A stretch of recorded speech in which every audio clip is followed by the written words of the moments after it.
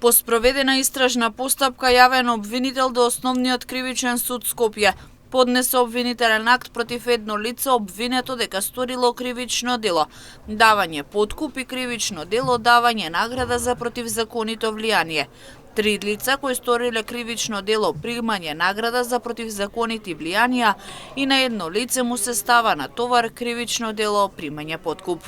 Прво обвинетиот како управител на кривично одговорно правно лице аплицирал на јавен повик на Агенцијата за финансиска поддршка во земјоделството и руралниот развој на државата и поднал барање за користење на финансиски средства преку ИПАРД програмата. Бидејќи правното лице не ги исполнувало пропишаните услови, апликацијата била пониско рангирана и не ги исполнувала критериумите за добивање финансиска поддршка.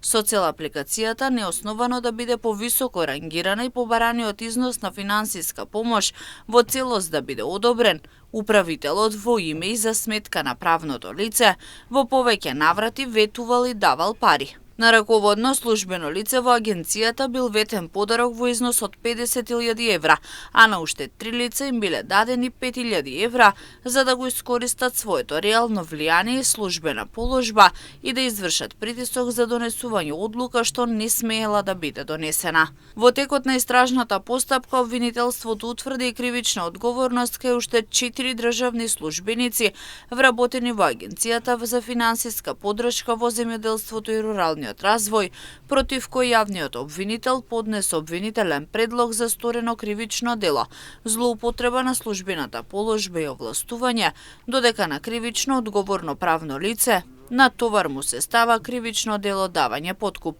Обвинетите, постапувајќи спротивно на своите службени обврски, овозможиле незаконско одобрување на апликацијата. Тие при обработка и контрола на документацијата извршиле погрешна пресметка на исполнетоста на условите и врз основа на некомплетна документација го изработиле, контролирале и одобриле образецот за контрола на комплетноста на договорот, а потоа и решението за одобрување на финансиска поддршка. Второ, обвинетиот во обвинителниот акт, иако бил свесен дека правното лице не ги исполнува законските услови, го потпишал решението со намера да го прими ветениот подарок. Поради неизменетите околности, законските основи поради кои на четворицата обвинети им беше определена мерка притвор, а на едно лице мерка куќен притвор се уште постојат, па со обвинението до судот е поднесен и предлог за продолжување на изречените мерки. За обвинетите државни службеници со посебен предлог се предложени мерки за предпазливост, забрана за вршење службени активности поврзани со кривичното дело, односно работни активности како службено лице во Агенцијата за финансиска поддршка на земјоделството и руралниот развој, одземање на патни исправи и обврска за повремено јавување кај надлежен орган.